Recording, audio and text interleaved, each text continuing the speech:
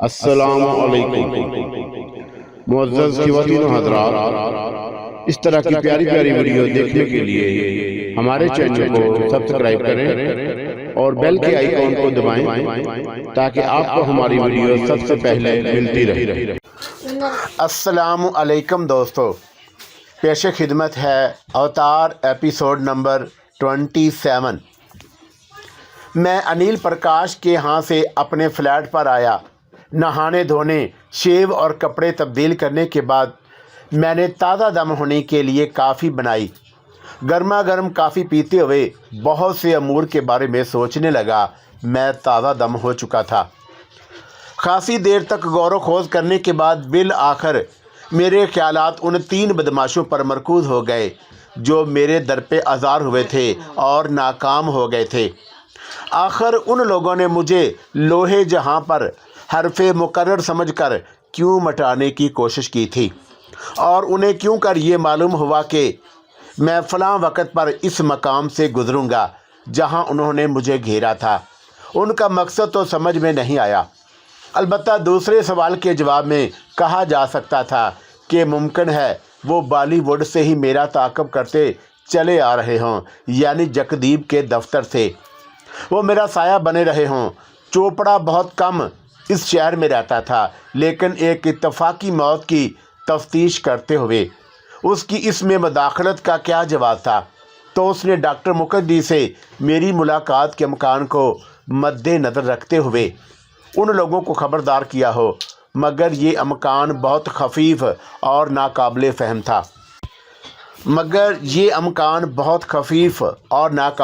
تھا، کیونکہ وہ جگدیپ کے ہاں سے میرے تعاقب میں ہوتے تو مجھ سے چھپے نہ رہ سکتے تھے۔ اگر انہوں نے کہیں سے بھی میرا تعاقب کیا ہوتا تو میری نظروں میں آئے بغیر مجھ سے پہلے کیسے پہنچتے؟ میں ان کے تعاقب کو محسوس کر لیتا۔ تو کیا ڈاکٹر مکھرجی نے؟ میں نے ذہن کو ٹٹولا اور ان واقعات کو یاد کیا جو ڈاکٹر مکھرجی کے ہاں پیش آئے تھے۔ ان واقعات کے اعادے کے ساتھ ہی مجھے وہ لڑکی یاد آئی۔ اس نے کس حالت میں اپنا معائنہ کروایا تھا؟ میں اس کا نام یاد کرنے لگا، اور اس کا نام ایک معروف بنگالی اداکارہ کا تھا۔ ذہن میں ایک چھناکا سا ہوا اور اس کا نام یاد آ گیا، مس سشمیتا، اور مجھے اس لڑکی سے ملاقات کی ضرورت محسوس ہوئی۔ میں نے ٹیلی فون ڈائریکٹری اٹھا لی۔ سشمیتا نام کی ایک نہیں 40 خواتین تھی۔ یہ میری خوش نصیبی تھی کہ مجھے ماہم کے پتے پر ایک مس سشمیتا کا نام نظر آیا، اور میں نے اس کا پتہ اور فون نمبر نوٹ کیا۔ پہلے تو یہ سوچا کہ کیوں نہ میں فون کر کے تصدیق کر لوں، پھر کچھ سوچ کر فون کیے بغیر چل دیا۔ وہ ماہم کے علاقے میں 2000 گز کی ایک کوٹھی کے پورشن میں کرائے پر رہ رہی تھی، اور اس کوٹھی میں ایک اور 2 کمروں کے کئی پورشن تھے جو مالک نے کرائے پر اٹھا رکھے تھے۔ ایک طرح سے یہ ہوٹل معلوم ہوتا تھا۔ میں نے ایک عورت سے اس کا نمبر معلوم کر لیا جو کسی پورشن میں رہتی تھی، اور اس کے اپارٹمنٹ کا نمبر 16 تھا۔ دروازے پر دستک دینے کے بعد زیادہ انتظار نہیں کرنا پڑا۔ اندر سے چاپیں سنائی دیں۔ وہ اونچی ایڑیوں کے سینڈل پہنے ہوئے تھی۔ چند لمحوں کے بعد دروازہ کھول کر میرے سامنے کھڑی تھی۔ ہیلو مس سشمیتا دیوی۔ میں نے اپنی آواز میں شہد گھولتے ہوئے اسے اوپر سے نیچے تک دیکھا۔ یہ وہی فتنہ تھی۔ ہیلو، سشمیتا نے متبسم ہو کر کہا۔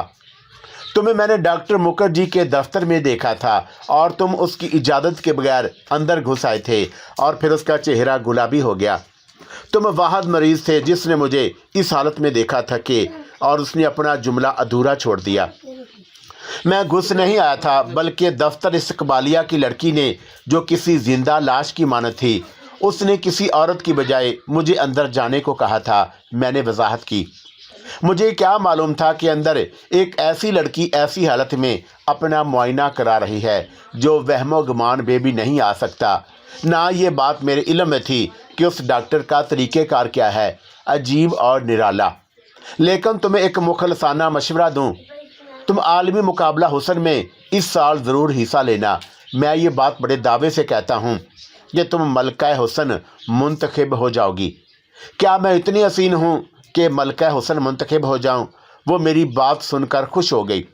तुम किस बिना पर यह बात कह रहे हो? आलमी मुकाबला हुस्न में दुनिया की सारी हसीन लड़कियां आती हैं और उनमें अमेरिकी और यूरोपी 2 शेज़ाएँ भी होती हैं। वो जजों को खुश करती हैं और वो जज चूँकि मगरब के होते हैं इसलिए उन गोरी चमड़ी की 2 शेज़ाओं को मुंतखब करते हैं। इस बिना पर कि तुम बहुत हसीन हो, मैंने इतनी हसीन लड़की ख्वाब में भी नहीं देखी। मैंने उसकी बड़ी बड़ी खूबसूरत स्याह आंखों में झांकते हुए कहा, चूँकि तुम किसी भी गोरी चमड़ी की यूरोपी औरत से कम नहीं हो, तुम्हारा चंदन सा बदन। उस आलमी मुकाबला हुस्न में सांवली लड़कियां भी शरीक होती हैं, वहाँ जिस्म देखा जाता है। मैं मलका हुस्न मुंतखब होने वाली 2 शेज़ाओं का नाकदाना जायज़ा लेता रहता हूँ और इस बिना पर मेरा अंदाज़ा है कि तुम्हारा जिस्म इस म्यार पर हर लिहाज से पूरा उतरता है। तुम्हें मायूस होने और एहसास कमतरी में मुबतला होने की ज़रूरत नहीं। इन गुज़श्ता 10 बरसों में हमारी कई हिंदुस्तानी लड़कियां आलमी हसीना मुंतखब हो चुकी हैं। रही जजों को खुश करने वाली बात, और आखिर उसमें हर्ज ही क्या है, और कुछ पाने के लिए कुछ खोना पहली शर्त है। अब तो नई नस्ल की लड़कियों के नज़दीक वक़ियानूसी लड़कियों का नज़रिया नहीं रहा। मोहब्बत में कितनी दूर चली जाती हैं। जजों को खुश करने से कितनी इज्जत, शोहरत और दौलत मिलती है। फिर फिल्मी दुनिया के दरवाजे खुल जाते हैं। कितनी हसीनाएं फिल्म इंडस्ट्री की मकबूल तरीन हीरोइनें हैं, और तुम एक जज्बाती लड़की हरगिज़ नहीं बनना। आखिर इज्जत तो एक दिन शोहर की मलकियत बन जाती है। मेरी सहेलियां और आईना भी यही कहता है। वो मुस्कुरा दी। तुम्हारे इस मुखलसाना मशवरे का शुक्रिया। अरे हाँ, कैसे आना हुआ। तुम्हारी सहेलियां और आईना गलत नहीं कहता, और ना ही मैं गलत कह रहा हूँ। मैंने कहा, मैं तुमसे एक सवाल पूछने आया हूँ। सवाल? कैसा सवाल? और उसके हसीन चेहरे पर अस्तजाब उभर आया। वो कैसा सवाल है जो तुम्हें मेरे दरवाजे तक ले आया है? अगर तुम मुझे अंदर आने की इजाज़त दो तो मैं अर्ज़ करूं। मैंने कहा, दरवाजे पर खड़े होकर सवालों जवाब मुनासिब ना होगा। I am sorry. और वो खज्जल सी होकर बोली, हाँ आ जाओ, प्लीज़ अंदर आ जाओ। दरअसल बातें कुछ ऐसी छिड़ गई थी कि मुझे इस बात का ख्याल ही नहीं रहा। और हाँ, तुम मेरी इस बात को माइंड ना करना प्लीज़। उसने मुझे अंदर आने का रास्ता दिया। मैं अंदर दाखिल हुआ तो उसने दरवाज़ा बंद कर दिया और फिर मैं उसके पीछे पीछे चल दिया। वो रेशमी मैक्सी में थी और उस तंग मैक्सी में उसका भड़कीला बदन शोले की तरह आंच दे रहा था। क्या पीना पसंद करोगे? तुम कौन हो? तुमने बताया नहीं। वो शौकी से बोली, मुझे खुशी है कि तुमने मुझे बहुत ही मुफीद मशवरा दिया, इसलिए तुम्हारे आने से मुझे बड़ी खुशी हुई। मैं तुम्हारी क्या खातर करूं? जूस या कोल्ड ड्रिंक? मेरे ख्याल में कोई सा भी जूस बेहतर रहेगा। मैंने कहा, तुम जो भी पिला दो। जूस ना हो तो चाय या काफ़ी भी चल सकती है। तुम मिल्क शेक पी लो, मेरे पास बहुत ही मज़ेदार मिल्क शेक है। वो बोली, और फ्रिज में रखा हुआ है, देर नहीं लगेगी। वो किचन में रखे फ्रिज से एक बड़ा कांच का जग और 2 गिलास ट्रे में रख कर ले आई। जग में मिल्क शेक से लबालब भरा हुआ था। वो उसे गिलासों में उंडेलने लगी और उसके जिस्म के नशीबो फराज को देखते हुए मुझे अपने फ़र्ज़ का ख्याल आया। मेरी आमद का ये मकसद हरगिज़ नहीं कि, और उसकी मुतहरक फड़कती सांस लेती, मद्दो-जदर की तरह उठती गिरती और दिल का शहजान खेजी से नज़रों को सरफराज करता रहूं। वो बड़ी मॉडर्न और आज़ाद ख्याल मालूम होती थी, जो उसने मुझे एतमाद से अंदर लाकर बिठा लिया था। मिस सुष्मिता, मैंने गहरे सकूत को तोड़ते हुए पूछा, तुम्हारा डॉक्टर मुखर्जी के बारे में क्या ख्याल है? तुम बताओगी? उसके मुतल्लक मेरा ख्याल। और उसने अपना हाथ रोककर मेरी तरफ देखा। तुम मिस सुष्मिता नहीं, सुष्मी कहो, और मुझे ये नाम बहुत पसंद है। मेरी सहेलियां दोस्त मुझे सुष्मी कहते हैं, और तुमने अपना नाम तो बताया ही नहीं। तुम कौन हो? मेरा नाम देवा कुमार है और मैं एक प्राइवेट जासूस हूँ। मैंने अपनी जगह से उठकर उसके पास जाकर अपनी शिनाख्त कराई और उससे मैंने अपना लाइसेंस और शिनाख्ती कार्ड दिखाया, और उसने उन पर एक नज़र डाली, हाथ में लेकर देखा रही। बहुत खूब।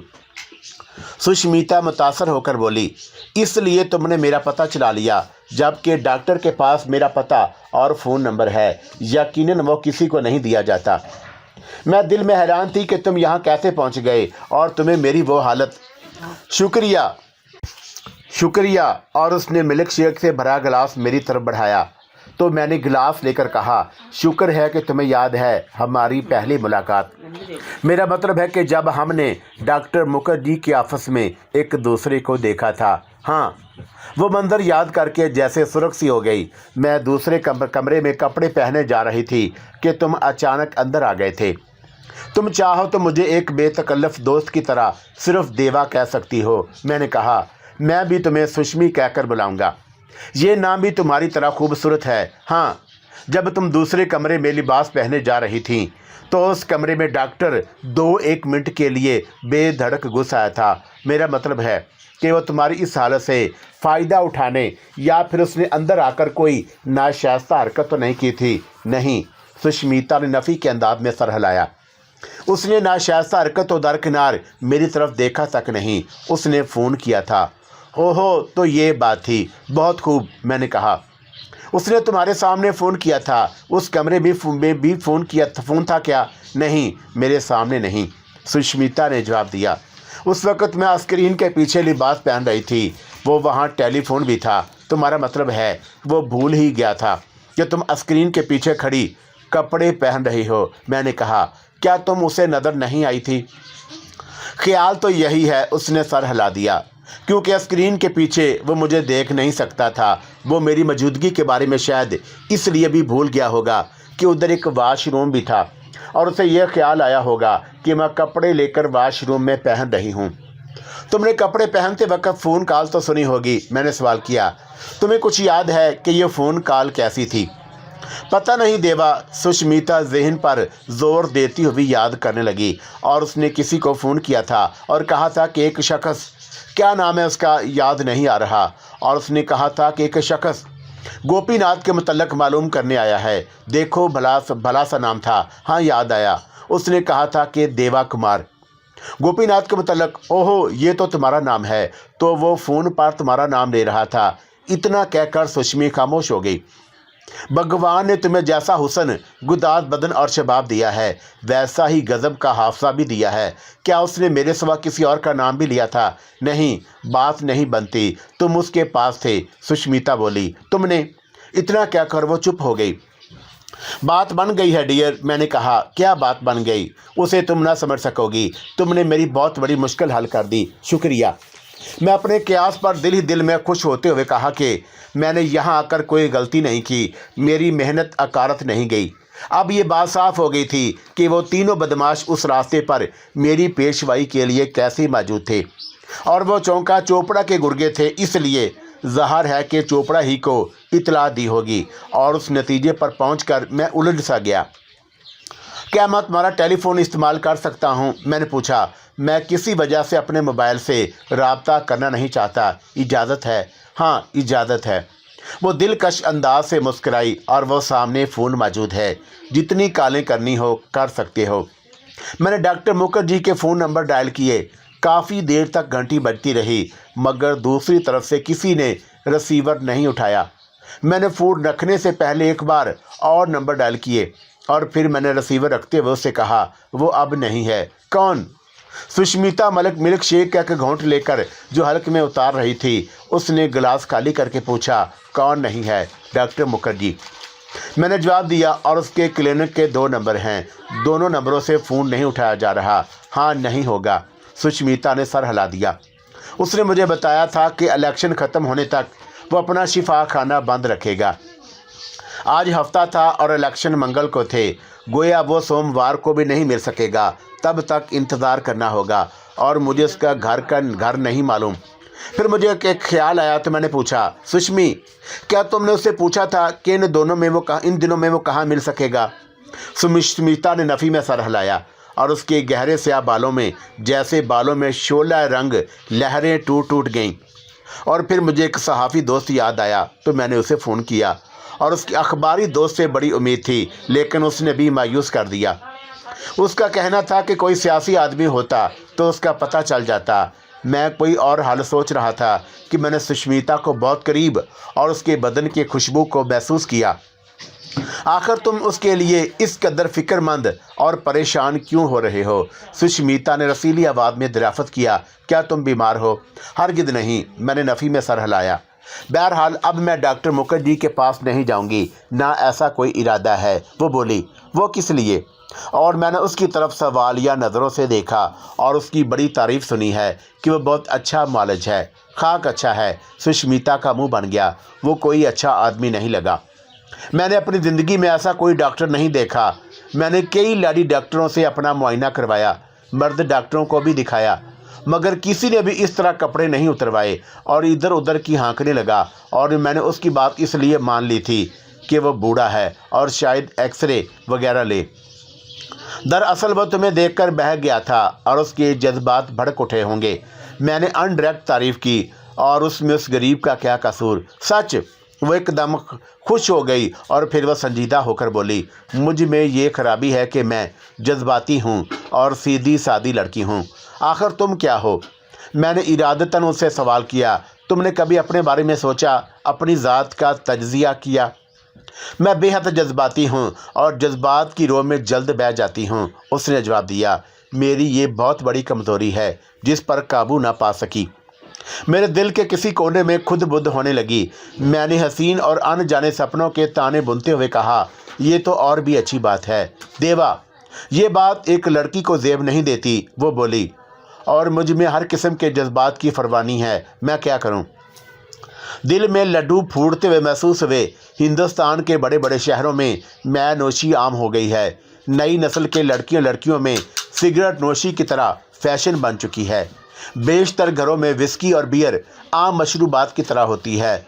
वो किचन से विस्की और सोडा और दूसरे गिलास ले आई और उसने खाने की मेज़ पर रख दिए तो मैं पैक बनाने लगा। यही वजह थी कि मैं डॉक्टर मुखर्जी के पास गई थी। वो कह रही थी, लेकिन वो मेरी कोई रहनुमाई, मदद और इलाज ना कर सका। उसने मेरे इस मर्ज़ के बारे में जानकर कहा था कि तुम मरीज़ा हो और मेरा तरीका जुदा है, तुम्हें हिजाब नहीं करना होगा। मैं एक बूढ़ा शख्स हूँ। शुक्र करो कि वह बूढ़ा था और उसने कोई नाजीबा हरकत नहीं की, मैंने हंस कर कहा।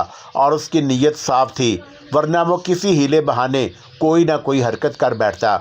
वैसे ये मर्द लाखों औरतों में 2-1 औरतों को होता है, मर्दों में ज़्यादा ही होता है, क्योंकि उनके असाब हर औरत पर हर वक्त सवार रहते हैं। वैसे मैं भी तुम्हारी तरह का मरीज़ हूँ, लेकिन मैं अपने आप को सेहतमंद समझता हूँ। मैं शायद तुम्हारी कुछ मदद कर सकूँ।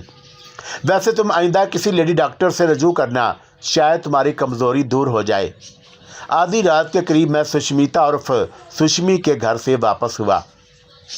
मैंने एक अखबार ख़रीदा। गाड़ी में बैठे बैठे ये रूह फरसा खबर पढ़ने लगा। शायद सुर्खियाँ थी। पहली सुर्खी ये थी, नगमा बार आवाज़ हमेशा के लिए खामोश हो गई। लासानी गीत गाने वाले ने खुदकुशी कर ली। और इस खबर को पढ़ते ही दिमाग पर शराब और सुष्मिता के शबाब का जो नशा था एकदम से हरण हो गया। सुष्मिता ने मुझे रोकने की बहुत कोशिश की। अनिल प्रकाश की मौत की बजाय जगदीप की मौत की खबर होती तो मेरे लिए हैरान कुन ना होती। और मेरे ज़हन से सुष्मिता के साथ गुजरे निशात अंगेज़ लम्हात महू ना होते। मेरे होंठों और नस नस में ऐसी मिठास और ऐसी मीठी सनसनी भरी हुई थी कि मैं सरूर कैफ में डूबा रहता। मैंने सिगरेट सुलगा लिया, फिर लंबा सा कश लगाते हुए सोचा, कितनी अजीब बात है कि अनिल प्रकाश ने खुदकुशी कर ली। बेशक वो कल शाम तक बहुत ज़्यादा पी रहा था। नशे के आलम में गिलास को हाथ में लेकर पीस कर रख दिया था और फिर उसने मुझे रुखसत करते वक्त अजीब सी बातें भी की थी। लेकिन उसके बावजूद उसके अंदाज़ व अतवार से ये बात हरगिज़ ज़ाहिर ना होती थी कि वो खुदकुशी का मुरतकब होने वाला है। खुदकुशी करने की बहुत सारी बातें होती हैं, लेकिन एक ऐसी बात भी उसमें ना थी। वाक़या ये ना सिर्फ हैरत की बल्कि अजीब और नाकाबिले फ़हम सी बात थी कि मैं उसके अजीज़ तरीन दोस्त गोपी चंद की इत्तफाकिया मौत, खुदकुशी या कत्ल की तफ्तीश कर रहा था और अब ये खबर ज़ाहिर कर रही थी कि उसने खुदकुशी कर ली। यही कुछ सोचते हुए मैंने पहले सफ़े पर छपी हुई खबर की तफसीलात पढ़ना शुरू की। खबर के मुताबिक उसकी लाश को पहली मर्तबा जगदीप ने उसके सूट में पाया और वहां जाने से पहले उसने अनिल प्रकाश को फ़ोन करके मेरे साथ मुलाकात और गुफ्तगू का हाल जानना चाहता था, मगर अनिल प्रकाश ने कोई जवाब ना दिया और ना ही किसी रिसीवर को उठाया था। जगदीप परेशान सा होकर उसके सूटकेस कर गया था। दरवाज़ा अंदर से मुकफ़ल था। जगदीप ने दरवाजे पर दस्तक दी मगर कोई जवाब ना मिला और फिर जगदीप ने होटल के मैनेजर से दरवाज़ा खुलवाया और जब ये दोनों अंदर गए तो अनिल प्रकाश अपने बिस्तर पर पड़ा था। करीबी मेज़ पर उसकी और गोपीनाथ की तस्वीरें पड़ी थी। अनिल प्रकाश का सीना एक गोली से छीदा हुआ था और दूसरी गोली उसके दिल में उतरी हुई थी। ये गोलियां अशारिया 3-2 के रिवाल्वर की थीं और रिवाल्वर का लाइसेंस गोपी के नाम पर था। रिवाल्वर और अनिल प्रकाश की मसहरी से लटकती हुई एक टांग से दूर फर्श पर था। एक पुलिस अफसर की तहकीकात के मुताबिक मौत उस हरकत से 1 घंटा और आधा घंटा के दरमियान हुई। जब लाश पाई गई उसने खुदकुशी से पहले कोई तहरीर नहीं छोड़ी थी, जो कि एक अजीब सी बात थी, वरना खुदकुशी करने वाली बड़ी हस्तियां तहरीर ज़रूर छोड़ती थीं। जो हालात मुझे पेश आए थे उनके पेश नज़र ये ख्याल करना कि अनिल प्रकाश को कत्ल किया गया था खारिज अज़ बहस था। कत्ल का कोई मकसद भी वाज़ेह ना था। मज़ीद बरां उसके के सब दोस्त उसकी मौत से ज़्यादा उसकी ज़िंदगी से फ़ायदा मंद हो सकते हैं, क्योंकि अनिल प्रकाश की हयात उनके लिए सोने की कान के मुतरादिफ थी और इन हालात में यही क़यास किया जा सकता था कि उसने खुदकुशी की। ज़रूरी नहीं कि दिल में गोली लगते ही इंसान मर जाए। ऐसे केस देखे गए हैं और जिनमें दिल पर गोली का ज़ख्म है और मरने वाला दूर तक भागता चला गया हो। दर्द की शिद्दत और नज़ा के आलम में भी इंसान के हाथों में रिवाल्वर उछलकर चंद गज दूर तक जा सकता है। बहरहाल एक सीधा सादा केस था। यूँ गुमान होता था जैसे ज़िंदा रहने की फितरी ख्वाहिश दम आखिर अनिल प्रकाश पर गालिब आ गई थी और हाथों में लग्जश पैदा होने के सबब वो दिल का निशाना न ले सका, मगर दूसरी गोली चलाते वक्त उसका हाथ अस्तवार रहा। पुलिस हेडक्वार्टर की तरफ जाते वक्त मुझे शिद्दत से एहसास हुआ कि हिंदुस्तान एक खूब आवाज़ से महरूम हो चुका है। वो खूबसूरत भी तो था और उसकी पूजा की जाती। वाकई एक अजीम नाकाबिल तलाफ़ी नुकसान था। रात आधी से ज़्यादा गुजर चुकी थी। राम दयाल अभी पुलिस हेडक्वार्टर में ही मौजूद था। ख़ास और संगीन नोयत का कोई हादसा अचानक और गैर मुतवक्का पेश आ जाए तो उसे देर तक वहीं रहना पड़ता है, और ये हादसा तो ख़ास नोयत का था। कहराम सा मचा हुआ था। फ़ोन की घंटियां इस तरह चीख रही थी जैसे कोई औरत अगवा और बेहुरमती से बचने के लिए चीखती है। अखबारी नुमाइंदे और प्रेस फोटोग्राफरों ने हेडक्वार्टर पर यलगार की हुई थी। मेरे हाथ में अखबार दबा हुआ था और उसमें जगदीप का एक बयान भी था, जिससे ज़ाहिर होता था कि वह बहुत अफसरदा हालत में है। उसने कहा था कि अनिल प्रकाश उससे ये बात मुद्दत बार कह चुका था कि जब वो मर जाए तो उसकी चिता ना जलाई जाए और उसकी समाधि बना दी जाए, कब्र जैसे मुसलमानों की होती है। खबर के मुताबिक अनिल प्रकाश अपने दोस्त गोपीनाथ की हादसाती मौत से बहुत मुतासर हुआ था, जो सिर्फ 2 दिन पहले इत्तफाकी हादसे में मरा था। खुदकुशी से कुछ देर पहले अनिल प्रकाश के चंद दोस्त उसके पास मौजूद थे और उनमें चंद एक का नाम दर्ज था और उनमें मेरा नाम भी लिखा हुआ था। मैं इस खबर को रास्ते में 2 बार पढ़ चुका था। पुलिस हेडक्वार्टर में एक तूफान आया हुआ था। अलबत्ता राम दयाल अपने कमरे में तन्हा था और बुझा हुआ सिगार हस्बे मामूल चबा रहा था और उसके लबों में लटक रहा था। थके थके अंदाज से फ़ोन पर बात ख़त्म करने के बाद उसने रिसीवर रखा और सिगार चबाया। उसने मुझे कमरे में दाखिल होते हुए देखा तो कुर्सी की तरफ इशारा करते हुए बोला, देवा बैठ जाओ। अभी अभी मैंने अनिल प्रकाश की खुदकुशी की खबर पढ़ी तो सीधा इधर आ गया और मैंने कुर्सी खींच कर बैठते हुए कहा, और इस केस में तुम्हारा नाम भी मौजूद है। वो सपाट लहजे में बोला, क्या चक्कर चलाया हुआ था तुमने? मैंने उसे मंजमद नज़रों से घूरा। ये तुम्हारा ख्याल है, मैंने कोई चक्कर वक्कर नहीं चलाया। अब तक 3 कालें मौसूल हो चुकी हैं और जिनमें तुम्हारी शिकायत की गई है कि तुम उसे परेशान करते रहे हो। वो तेज़ लहजे में बोला, आखिर तुम अपने आप को क्या समझते हो? तुम्हारी हरकतें काबिल एतराज़ रही हैं। ज़्यादा गर्मी दिखाने की ज़रूरत नहीं राम दयाल, मैंने तेज़ी से कहा। मैंने उसे बिल्कुल परेशान नहीं किया। क्या तुम मुझसे वाकिफ नहीं हो कि मैं किस किस्म का आदमी हूँ, और इन कालों के बारे में बताओ।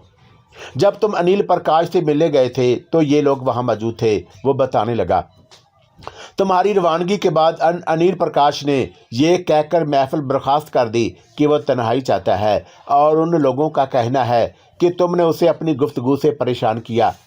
ये बताने की जरूरत नहीं कि किस किस की कॉल थी, मैंने कहा, और जिन लोगों ने तुमसे मेरी शिकायत की है, और उनमें आचार्य भामे भी था। हाँ, एक कॉल उसकी भी थी। रामदयाल ने अपनी गर्दन हिलाई, और उसने सबसे ज़्यादा शिकायत की है तुम्हारे खिलाफ। ओह, और वो हरामजादा। और फिर मैंने उसे नाकाबिल अशाद गाली दी। वो सुन लेता तो उसकी खोपड़ी घूम जाती। रामदयाल ने चौंक कर अपनी बुरी निगाहें मुझ पर मरकूज कर दी, और फिर उसने हैरत और आहिस्तगी से पूछा, देवा, मुमकिन है कि इस नफरत करने की तुम्हारे पास कोई माकूल वजह हो? तुम जानते हो वो एक मशहूर कलमकार है। तुम उसे कलमकार कहते हो। वो तो उस अखड़, बेहिस और बेजान जहरीली खाद की तरह है जो फूलों के पौधे चाट जाती है, मैंने नफरत भरे लहजे में कहा। हैरत है कि पुलिस ने उसके खिलाफ नावल लेटो और मर जाओ पर पाबंदी नहीं लगाई, और उसकी किताब जब्त नहीं की, और ना ही उसे अंदर किया। वो एक तवायफ ज़्यादा है। ज़्यादा अक्लमंद बनने की कोशिश ना करो, रामदयाल ने तकरार के अंदाज में कहा, और उसके अलावा 2 और फ़ोन कॉलों में भी तुम्हें वैशी और बदमजाज कहा गया। एक तो करण सिंह था, और दूसरा एक शहर, उसका नाम आकाश मल्होत्रा, और ये दोनों भी निरे गौदी और अहमक हैं, मैंने कहा। और तुमने इन गधों की बात का यकीन कर लिया। ये साले कमीने, और ऐसा लगता है कि इस पूरे शहर में अकल का ठेका सिर्फ तुम्हारे पास है, और तुम अकले कुल। और फ़ोन की घंटी ने उसे फिक्रा मुकम्मल करने नहीं दिया। वो तो फ़ोन पर बात करने लग गया, और मैं अपने ख्यालों में खो गया। आचार्य भावे और इस जैसी शोहरत के मालिक लोगों की ये शिकायत मेरे लिए परेशान कौन थी कि मैं अनिल प्रकाश के लिए परेशानी का बायस बना हूँ। मेरी इस मुलाकात से वो हरासा सा हो गया था, और उसने मेरे जाते ही नजी महफिल बर्खास्त कर दी। अगर बेबुनियाद और बेसरूपा थी, और मेरी ज़ात पर महज इल्ज़ाम था, मगर आचार्य भामी जैसे शख्स के मुंह से ये बातें सुनकर लोग, और ख़ुसूसन अनिल प्रकाश के मदाह, मेरे खिलाफ भड़क सकते थे। और दूसरी तरफ करण सिंह भी इल्ज़ाम लगा रहा था, इसलिए भी कि मैंने भरी महफिल में उन दोनों की तबीयत साफ कर दी थी। आचार्य भामे भी इसलिए भरा हुआ था कि मैंने उसके नावल लेटो और मर जाओ की भरी महफिल में धज्जियाँ उड़ा दी थी, और मुझे उससे कोई बुग़्ज़ नहीं था, अनाद नहीं था। मैं उस नावल की कैसे तारीफ़ कर सकता था? उस नावल में 10 बाब थे। 56 बरस की तवायफ और एक 18 बरस के लड़के के साथ बोल्ड बेड सीन, और 10 बाबों में बहुत ही तफसील से बयान किया गया था। कोई कहानी नहीं थी, और फिर हर लिहाज से नावल कमज़ोर था। ऐसे लगता था कि उसे किसी नो आमूज़ कलमकार ने तहरीर किया है। चंद एक नकादों ने भी यही तनकीद की थी, मगर यह बात माननी पड़ती है कि दोनों इल्ज़ाम तराशी के फ़न में यकता थे। झूठी बात को सच साबित करने में आचार्य भामे का जवाब नहीं था। सोमवार के दिन वह छुट्टी करता था। बाकी 6 दिन हज़ारों लाखों नाजरीन टेलीविज़न पर उसका प्रोग्राम शाह सुर्खी बड़े ज़ौक़ शौक़ से देखा और सुना करते थे। ये एक पस्त ज़हनियत का शख्स था। वो ज़्यादातर ऐसी लड़कियों और औरतों से इंटरव्यू किया करता था जो अगवा, जबरो ज़्यादती और बेहुरमती का शिकार बन जाती थी, और फिर उन लड़कियों की दास्तान गम जो मोहब्बत के नाम पर फ़रेब खाकर अपना सब कुछ खो देती थीं। अगर गहराई में जाकर उनकी बातों का तर्जिया किया जाए तो ये लड़कियां और औरतें उन हालात का जो शिकार होती थीं, वो खुद उसकी ज़िम्मेदार होती थीं। टीवी पर मासूम और सती सावित्री बनकर आती, और उसके अलावा वो और फनकारों, कलमकारों और हालात हाजरा पर प्रोग्राम पेश करता था। ऐन मुमकिन था कि उस प्रोग्राम में वो मेरे बुखिए उधेड़ कर रख दे। एक लम्हे के लिए मुझे ख्याल आया कि अनिल प्रकाश के कमरे में जो लोग जमा थे वो जगदीप एजेंसी से वाबस्ता थे। अगर वो एक होकर मेरे खिलाफ महाज बना लें तो मेरा क्या हशर हो। और उनके पास पब्लिसिटी और तशहीर के तमाम ज़राए मौजूद थे। प्रेस के अलावा जगदीप के पास अबलाग की अपनी एजेंसी भी थी, और उस एजेंसी ने आचार्य भामिये की घटिया इंतहाई फहश और लघु नावल लेटो और मर जाओ को शोहरत की बुलंदियों पर पहुंचा दिया था। और उनकी अपनी एजेंसी जगदीप टैलेंट एजेंसी मेरा त्या पांचा करने वाली थी। اس میں کئی نئے اور فنکار بھی تھے جو شو بزنس کے افق پر برسوں سے جگمگا رہے تھے۔ اچھا اب کیا چاہتے ہو؟ رام دیال ریسیور کیڈر پر پٹکتے ہوئے بولا۔ دیکھ نہیں رہے ہو کہ اس وقت میں بڑا مصروف ہوں؟ میں صرف یہ معلوم کرنے آیا ہوں کہ انیل پرکاش کی خودکشی میں کوئی غیر معمولی بات محسوس ہوئی تو بتا دو، میں نے کہا۔ ابھی تک ایسی کوئی بات معلوم نہیں ہوئی، رام دیال نے جواب دیا، اور اس کے دائیں ہاتھ کی انگلیوں پر زخم تھا جو مہلک تھا۔ کیا اس نے اپنے لباس پر گولی چلائی تھی؟ میں نے دریافت کیا۔ تفتیشی افسر نے اس کے بارے میں کچھ بتایا کیا؟ نہیں، رام دیال نے نفی میں سر ہلا دیا۔ سینہ ننگا تھا، پہلی گولی ٹھیک نشانے پر نہ لگی اور دوسری، اور اس نے توقف کر کے سگار کو چباتے ہوئے دوسری طرف کر کے چبایا، اور یہ باتیں اخبار میں ہیں، تمہاری نظروں سے گزر چکی ہوں گی۔